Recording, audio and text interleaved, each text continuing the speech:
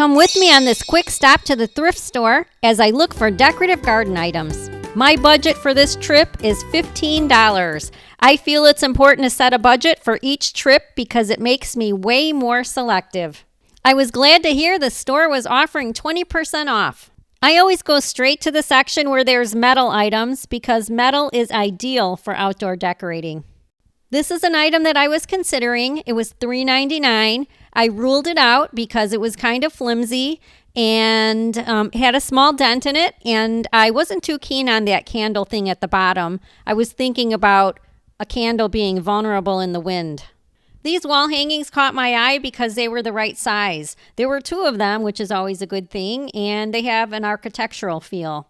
Based on the dust, they were either forgotten about at the thrift store or maybe in somebody's garage. These will look great as focal points in my garden, possibly sitting amongst my flowers. I'll either keep them as they are, or I may refinish them to look like carved slabs of stone. As I was celebrating my score of finding these 2 amazing garden items, little did I know that there was a third one to the set hiding in the framed pictures. I'm so fortunate that the corner of it caught my eye.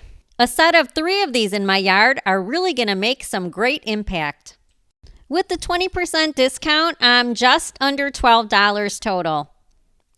I then found this resin item that really reminds me of the 3 metal wall hangings. There is no price on it, so I asked the girl at the register and she said, "How about $2.99? That was a no-brainer.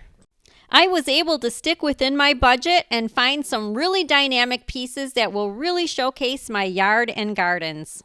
Turns out, with the dust washed off these 3 pieces, they are absolutely amazing as they are. I hope you'll join me for future videos. I have more thrift shop excursions planned, and I have some great outdoor projects and outdoor entertaining planned, all budget friendly, that I would love to share with you. Thank you for watching and have a blessed day.